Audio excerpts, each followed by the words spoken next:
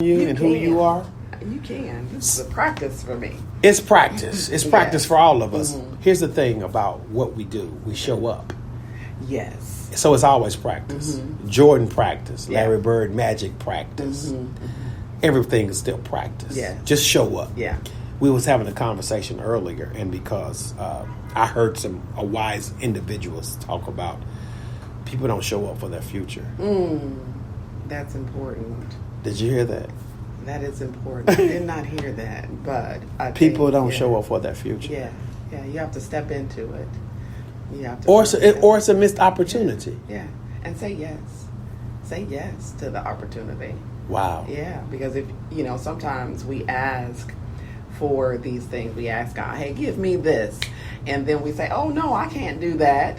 Right. But that was your gift to step into and show up for whatever that was. So when you told me today, asked me today, "You want to come to the radio station?" Yeah, yes, I sure can. Yeah, yeah, why not? And before we even get further into this great discussion, tell us about your business and where people can reach you. Sure.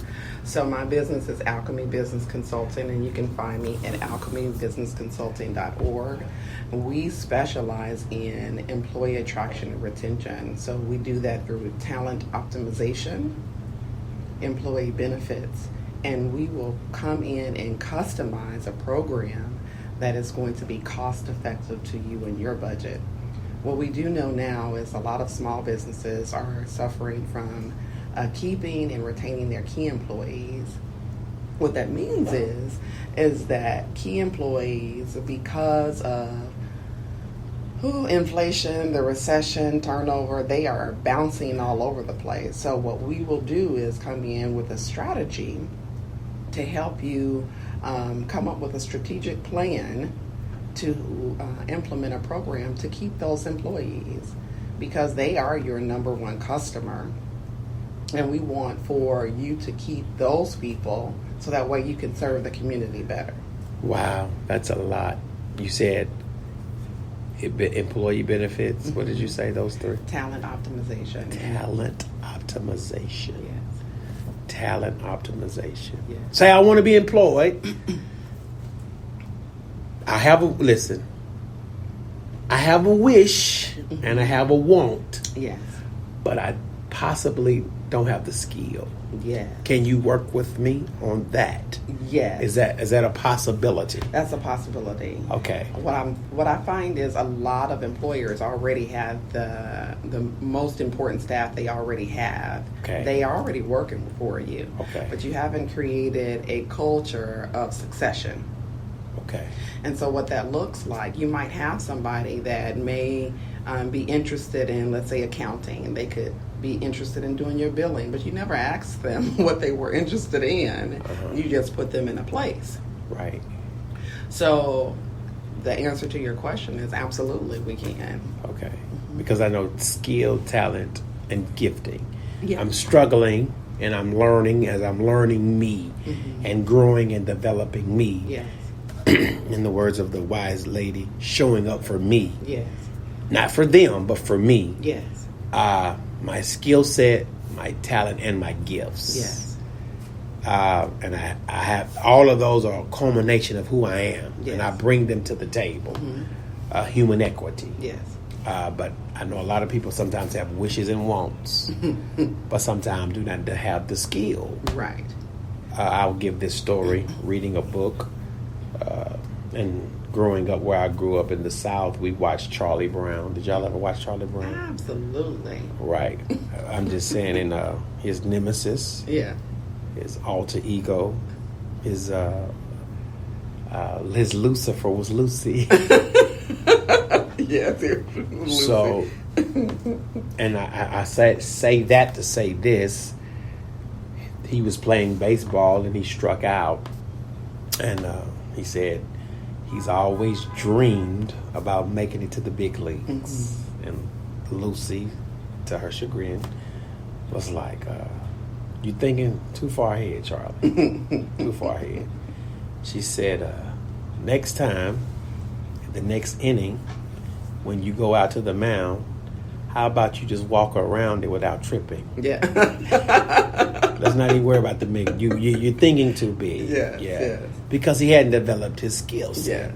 Yes. And it's not that he could not stop dreaming, but oftentimes in small and large places, a lot of times people do not develop their skill set. Yes. They might be gifted. Yes. They might be talented, but are you skilled? Yeah. Your gift is one thing. Your talent is something else, but your skill set matters. Yes. Because I maximize potential on all three of them, let me say that. But I know a lot of Charlie Browns who can't walk out without tripping. So getting to the next level is it's a demand in the workforce, in the workplace. And it becomes practice. Okay, so I'm going to give you an example. Practice. I'm going to give you an example. There's a particular company, I won't name a name, and they were looking for a number of different positions. And so they hired a person that had a human resource background. Okay, so they needed a billing person. The great thing about this person, they were going to school because they were from another country, and they didn't think that their human resources background was relevant because they went to massage therapy school. Well, turns out after further investigation, she has a background in human resources. She knows how to create performance reviews. Because of her interest, she knows how to do billing and coding. And so instead of the employer just sticking her in one position, they were able to capitalize on a number of different positions with this one employee. And that's how you can leverage the staff that you already have. But it first starts with culture.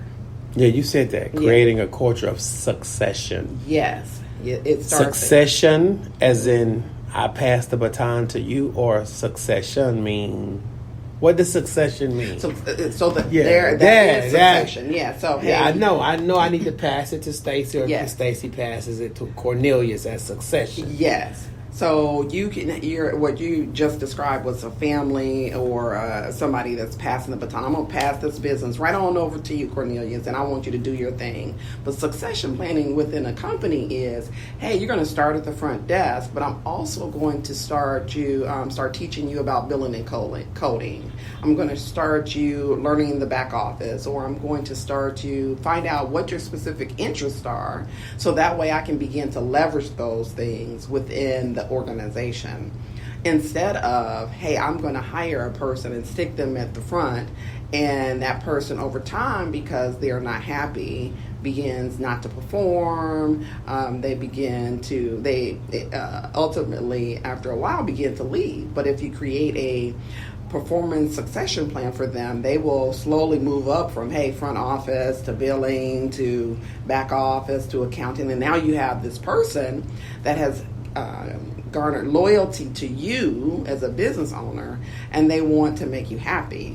They want to make you happy because not only did you just, put them in a position that they might live and die in, and employees are no longer doing that. Right. Okay. Is that good? What? Living and dying. No. What's they were like, is that good? I mean, and the reason why I'm being facetious in this point and being practical too, a lot of that happens in churches. We don't have succession planning in place. And I know the autonomy and some of the ideas that we have as it relates to that organizational structure, but I heard another wise person say, once you get a commitment from a person or people, there should be ongoing training. Oh, yes. You shouldn't get a commitment and then leave them hanging. Yeah. So, you talk about capitalizing on people's skills, people's gifts, and people's talent. And oftentimes, where I serve, not so much where I serve, but the culture. Yeah. That's the word we're looking at. Culture.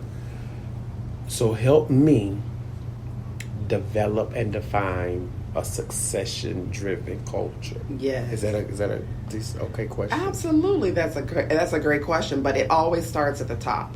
So if you're looking at a top down and not out wide, that's a challenge in itself, because now you're looking, hey, I am the one all, the be all, and you're not asking any questions. But people want you to talk to them and not at them. Right? Say that again. You're not asking any questions. Yeah, you're not asking any questions. You want to ask questions of the people and identify what they need. We can no longer exist in a culture, period, where we have office employees, where we are teaching them with military style, 1800 military style training, coaching, and teaching. That's in the past. That's way in the past. We have a different demographic that requires you to talk to them and not at them, by asking them questions, getting them engaged in your community, the community that you want to create at whatever organization. So if you want it to be fun, you make it fun. That might require, I'm a little old school, so I grew up, I went to a business school, and so I've been wearing business professional wear since I was 15 years old. Okay. Can't believe it. Business professional wear, 15 I can't years old. believe it. I'm telling you, wearing suits and what you have on, and what I have on. So it's uncomfortable at times for me to go into a business and be in jeans or a polo shirt. It's a blasphemous. It's a what? Jacket. I'm usually, as they used to say, suited and booted. I have to make adjustments because the culture requires me to be a lot more laid back, so that way I can talk to the people, because the people don't want to talk to the lady that's in a suit. Okay. You're not touchable. Okay. Presumably. That's what they assume. Presumably. Yeah. Yeah, but you are. Not knowing that you are very touchable. Mm-hmm. You are very approachable, and you're transparent. Yes. In a good way. Because I know we start dealing with transparency. And it can really go left field. Yeah. So we're talking about today developing a culture of succession. You said number one, start from the top. Yes. That leader, he or her, them, they, whatever, needs to be asking questions. They need to ask questions of their employees if they have them. If you have employees, ask questions of them. They'll tell you why they're leaving. I don't like it here. You yell at me, or you're talking at me. You're not talking to me. But first, the owner or the business professional leader, they have to establish what their benchmarks are, and then make fun around it. Slow down, because somebody's listening. 615-242. 7760 242-7760. That's 615-242-7760. You said create your benchmarks. Yes. Or your company vision. So what the vision. So let's use. Well, I've never worked in the church, but I'm assuming it's an organization. It's an organization. Okay. They can be very dictatorial. Okay. Let's say it's very dictatorial. Okay. So talking at, not talking to. Yes. And so I would say, okay, let's look at that model. Is that model conducive to what we want to do? So our benchmarks are, hey, we want to increase our community population. We want to increase our visitors here on Sunday. Okay. We want to increase the people for Bible study. We want people to join the choir and things like that. And what you then want to identify is, hey, how do I go about getting the types of people? Oh, what I hear a lot from some organizations, religious organizations, is, hey, we want the youth to come in. Well, let's ask a question, and that's where you have to start asking yourself some questions. Well, how do you get the youth to come in, and can we use what we used in the past to get the youth to come in? Now, in identifying that, what you then want to do is get some board people, right? Some people to have a discussion, some visionaries, right? Visionaries. But you don't want in the box visionaries. I want the people that come up with the crazy ideas and say, no, we can't have church on the lake. Well, why not? But you want to think about those. How come we can't have church in McDonald's? I don't know. But those are some of the ideas, because once you start coming in with those ideas, your brain begins to expand. Getting some youth involved into it, asking them, how do you want to see it?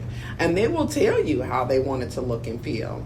This goes, it doesn't matter whether it's a religious organization or a dental office, or it doesn't really matter. You begin to ask questions, and then you create a model that drops down into the organization where it becomes a lot more engaging and involved. Expand the brain. Did you hear that? Mm-hmm. I've never heard that. Expand. So when I ask the questions that are relevant, real, and redemptive, the brain expands. Mm-hmm. The think tank expands. So there's a possibility in my leadership, in the event I'm not asking the questions, I'm not expanding the brain, therefore nobody's thinking of the next.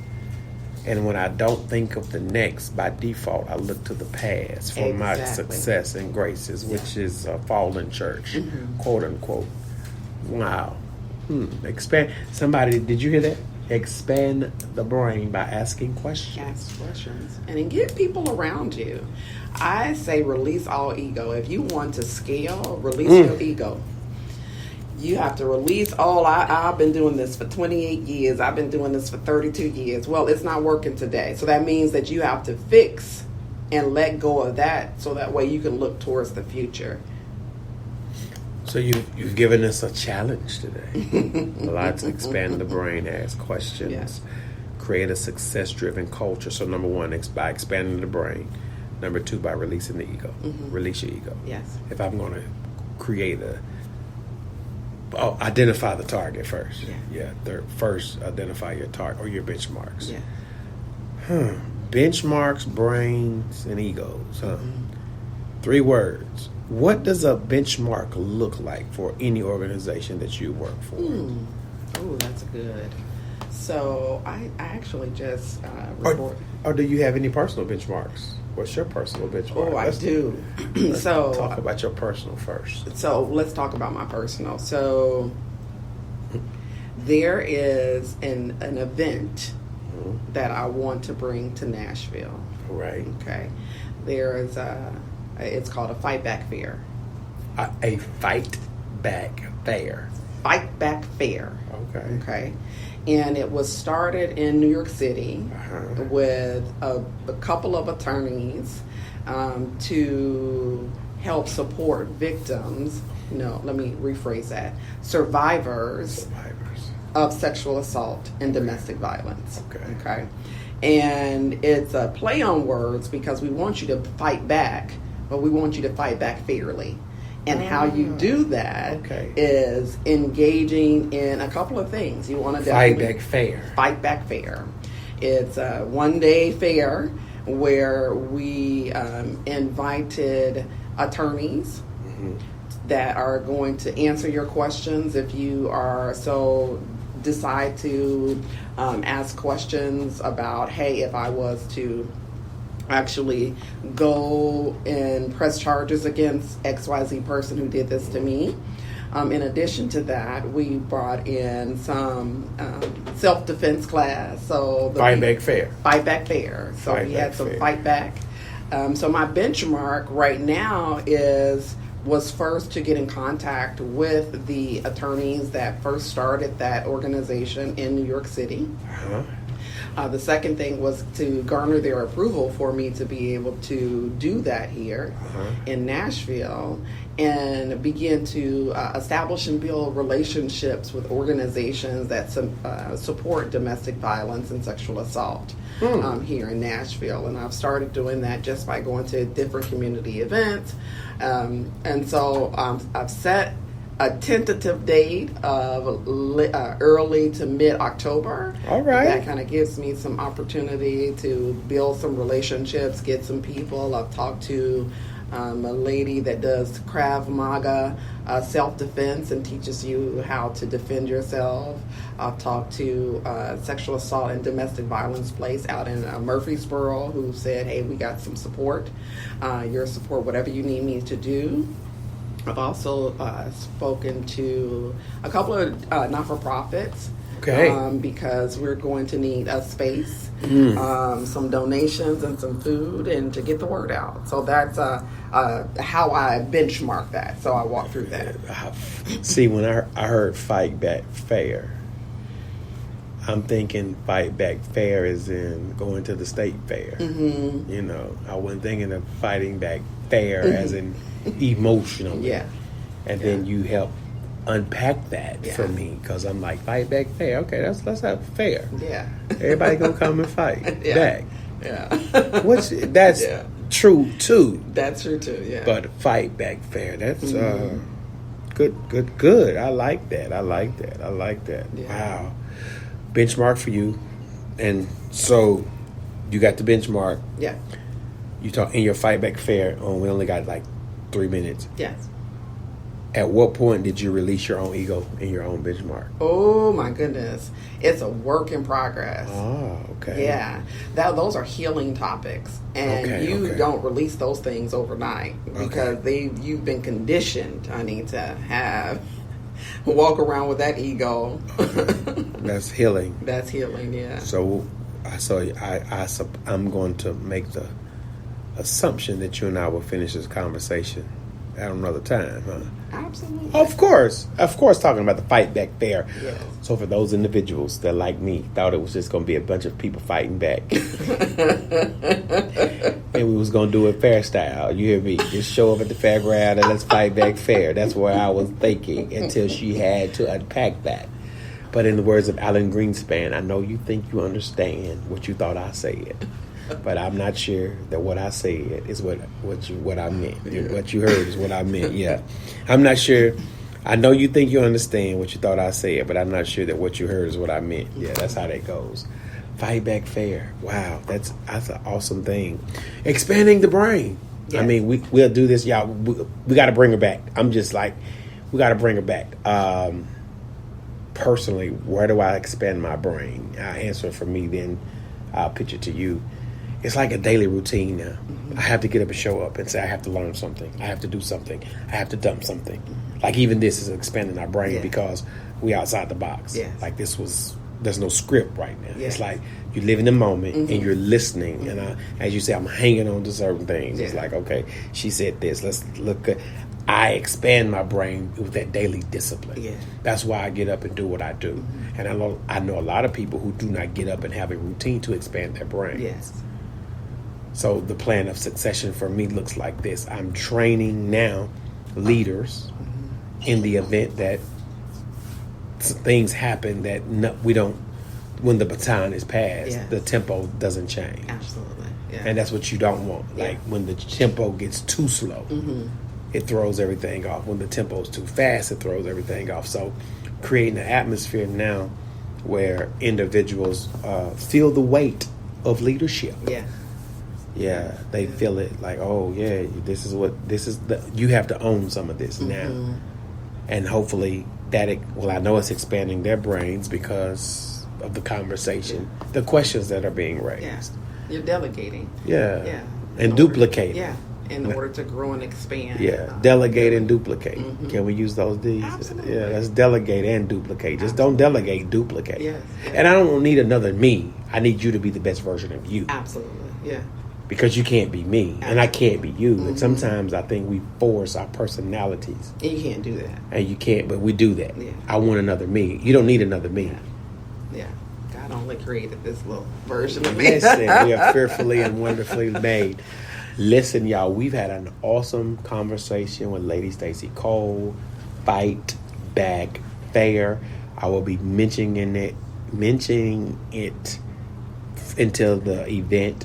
Thank you for being on with us, Lady Stacy. That part. Where can they find you again? Yes, I'm alchemybusinessconsulting.org. My number is 615-809-1615, and that's Stacy. Say that number again. 615-809-1615.